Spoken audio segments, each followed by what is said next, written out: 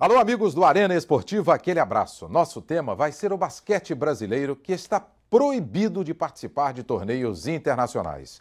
Para falarmos sobre o assunto, temos as presenças do deputado Milton Rangel. Deputado, obrigado mais uma vez pela sua presença aqui no Arena. Eu que agradeço pelo convite. Sempre falando de esporte, estou sempre à disposição. Obrigado, deputado, e também de Alexei Carvalho, ex-atleta do basquete da seleção brasileira também. Obrigado mais uma vez, Alexei, porque você já é um convidado, né, aqui no nosso programa. Obrigado, Alexei. Obrigado a você, Rui, pelo convite. Mais uma vez a oportunidade aqui de estar podendo compartilhar com o seu público.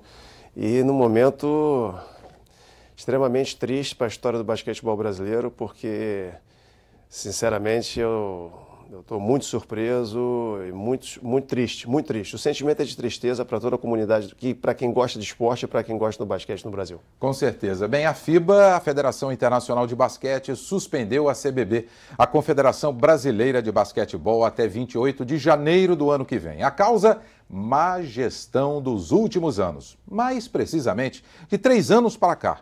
Horácio Uratori, dirigente, disse que os cartolas da CBB já estavam sendo alertados desde 2013. Alexei, desde 2013, nós estamos em 2016, 3 anos, e aí? Eu acho que você foi até um bocado sutil quando você fala de 3 anos para cá, né? Eu queria voltar um pouco mais, por que não falar de 20 anos atrás?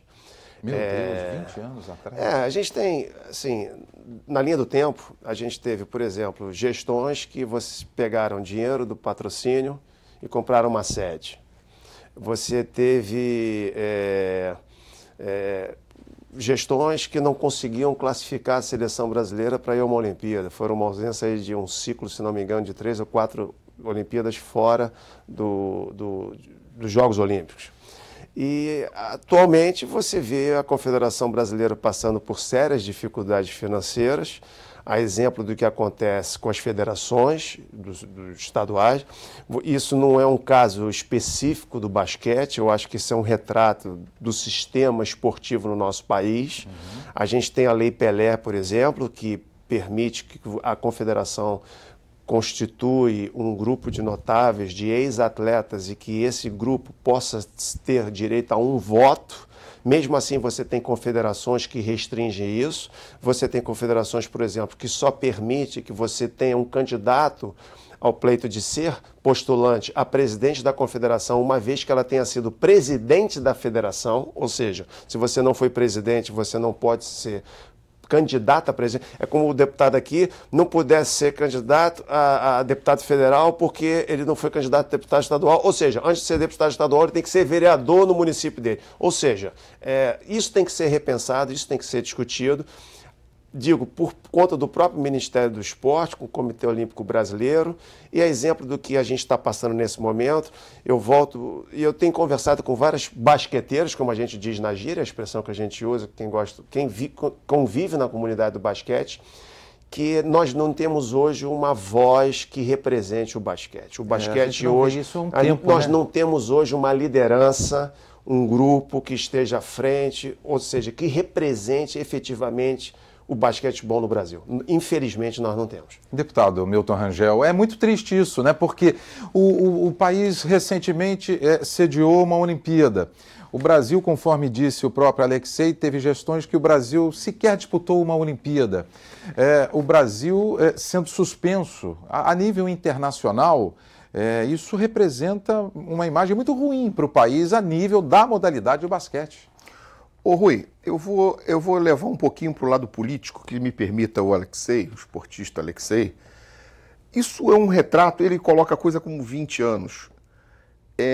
Se fez uma proposta nesse país, há 13 anos atrás, 14 anos atrás, de uma mudança de estrutura política do país. E essa mudança passa por todos os segmentos, inclusive o segmento do esporte, o segmento cultural, o segmento do esporte, o segmento do empreendedorismo e etc. O trabalhador, principalmente. Prometeu-se muita coisa e não se fez. E o que está se vendo aqui, no exemplo do basquete, é a omissão do poder público. é omissão do Ministério do Esporte, é omissão do governo em relação às federações. Nós temos, eu não vou conseguir lembrar aqui qual foi a federação, mas nós tivemos, durante o processo da Olimpíada, ou um pouquinho depois da Olimpíada, 2 federações que foram para a Polícia Federal em cima. Uma foi a CBDA, a Confederação Brasileira de Desportos Aquáticos. E tivemos 2. Teve mais uma outra. E 2 escândalos de roubo de dinheiro da federação, dos atletas. E dinheiro público. Dinheiro público. Patrocínio. Por isso, Polícia Federal. Isso. Então, nós temos diversos exemplos de federações e confederações que têm um comando único anos e anos e anos. Me parece que agora na Federação de Basquete, na Confederação de Basquete, existe uma obrigatoriedade de uma rotatividade saudável de poder, né? E diga-se de passagem, deputado, Alexei pode confirmar, do atual presidente Carlos Nunes, né, que mudou o estatuto. Exatamente. Ele pode ficar no máximo 8 anos, ele está saindo agora no final de 2016. Teremos no primeiro trimestre de 2017, se não me engano, em março já as eleições para o próximo presidente da Confederação. Isso a gente tem que realmente aplaudir, que foi o primeiro ato que ele fez assim que ele assumiu a Confederação Brasileira de Basquete. Deputado. Pois é, nós temos diversos casos. Temos que aplaudir um cara que acabou de sofrer uma intervenção, mas que teve essa visão de que a política tem que ser mudada há pelo menos 8 anos. 8 anos o cara tem que mudar, sai, vai embora, vai aposenta. É o melhor que se faz. Quer dizer, reoxigena a confederação. A gente tem notícias disso no esporte, no esporte que mais apaixona esse país, que é o futebol. Você vê a Confederação do Rio de Janeiro, né? a Federação do Esporte, Carioca de Esporte, é o mesmo cara. Nós tivemos uma eternidade de caixa d'água. Agora temos Otávio Pinto Guimarães. Agora temos caixa d'água. Agora temos Rubinho.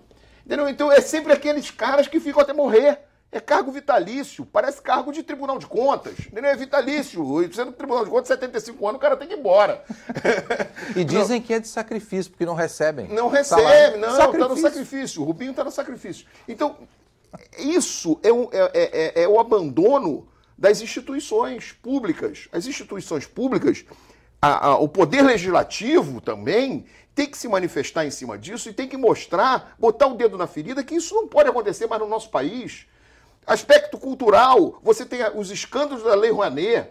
Você não pode ter isso num país que você clama por cultura e clama por esporte. O esporte faz vergonhas, em cima de vergonhas, raras exceções, né? Nós temos raras exceções, temos coisas que nos orgulham muito no esporte, pessoas que nos orgulham muito atletas, no esporte, né? Atletas que nos orgulham muito no esporte. Mas quando você depende das estruturas, nós tomamos de 7-1 da Alemanha. Gol da Alemanha, é verdade. Gol da Alemanha. E só para lembrar o que o senhor acabou de dizer, o presidente da CBF, Marco Polo Del Nero, não viaja porque tem medo de ser preso por denúncias da justiça americana. Coitado, não pode nem ver Mickey, né? Não pode nem ver o Mickey nem o Pateta. Coitado. Não foi a Lima recentemente ver o Brasil vencer a seleção do Peru. E o Brasil não tinha, inclusive, nenhum vice-presidente porque o Coronel Nunes, que foi colocado ali por ele numa eleição, claro, houve uma eleição, mas o candidato era ele da CBF, para ser o mais velho, passou mal, teve problema de pressão e não pôde viajar. Então o Brasil não tinha um vice-presidente, muito menos o presidente, fora do seu país, em um jogo de eliminatória, classificatório para uma Copa do Mundo, que é a Copa do Mundo da Rússia em 2018. Isso é uma vergonha. E se você me permite, quando o deputado falou da questão da falta de estrutura, eu quero só pegar um exemplo recente. Nós estamos agora à espera da definição da data para a decisão do Campeonato Estadual Adulto de Basquete no Rio de Janeiro entre Flamengo e Vasco. E nunca na história do basquetebol, eu diria brasileiro, tivemos uma final de campeonato estadual com torcida única. Ou seja, de você ter um palco, um ginásio que você pudesse comportar as duas torcidas. É lógico que envolve toda a questão de segurança, o JEP envolvido. Mas por quê? Porque os jogos só poderiam ser realizados no ginásio Tijuca Tênis Clube. Mas para acomodar Flamengo e Vasco no Tijuca é muito acanhado, é muito tímido esse ginásio. Por conta das Olimpíadas, a Rio 2016 ainda estava sob o controle dos ginásios que serviram como palco das atividades dos da eventos Barra. esportivos. A Barra da Tijuca, a arena que foi construída lá em Deodoro, que é onde o basquetebol feminino jogou a primeira fase, a arena, inclusive, da Barra, onde foi disputado os jogos masculinos. Ou seja, o mais lamentável de você ir para um ginásio e só ver uma torcida Isso é triste. é você não ter na cidade do Rio de Janeiro, que sediou os Jogos Olímpicos em 2016, um ginásio à altura para receber um jogo entre Flamengo e Vasco, final de um campeonato estadual. Ou seja, isso é muito lamentável e só reforça o que o deputado falou.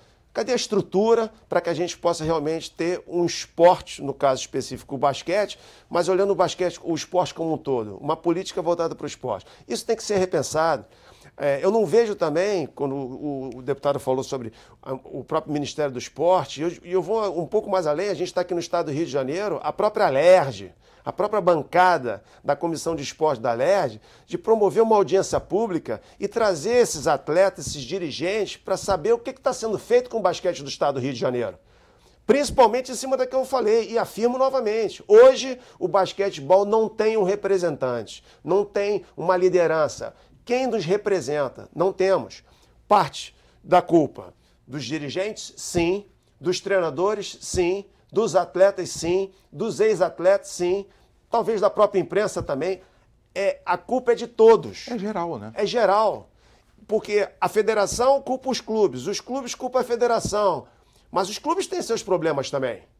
O Vasco não tinha basquete até recentemente. Sim, é um regime presidencialista, você tem que respeitar, mudou a gestão, está resgatando o basquete de novo, mas eu vou dar um exemplo aqui claro para vocês do problema que o basquetebol do Rio de Janeiro atravessa. E vão dizer porque o meu filho joga nessa categoria. Isso eu escuto toda hora, mas ano que vem ele vai estar com 13 e não precisa jogar mais com aro na altura mais baixa. Deputado, falando de vereador, deputado federal, essa coisa, o que acontece? O aro da cesta, ele tem uma altura de 3,5 metros.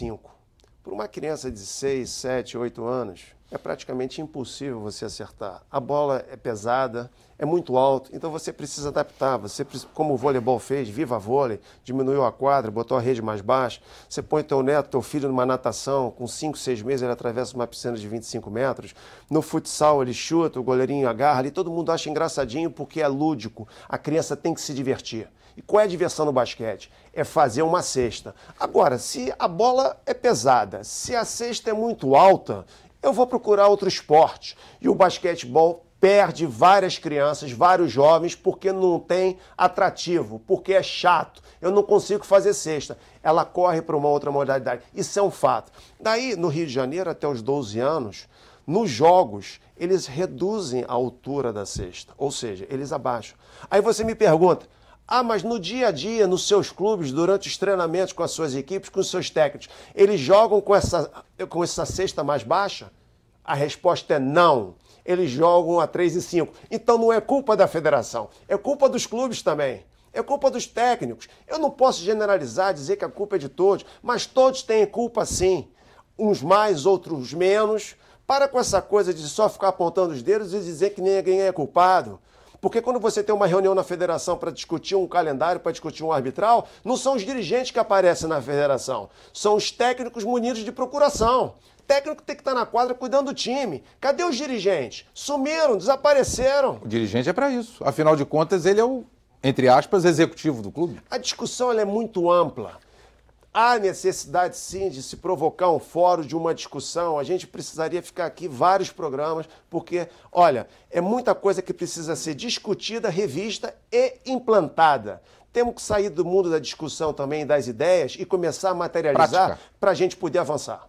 Deputado, já a gente vai voltar sobre o tema do basquete. Eu vou querer que o senhor fale a respeito, faça um comentário do que disse o Alexei, que é um ex-atleta, conhecedor da matéria, um atleta vitorioso, né, no basquete brasileiro, jogou na seleção, em N clubes, aqui no Rio de Janeiro só não jogou no seu Fluminense, né, jogou no Vasco, mas Flamengo, sabe tudo, né? Sabe tudo. Com certeza. Talvez por isso que não jogou no Fluminense, que o basquete no Fluminense nem existe mais.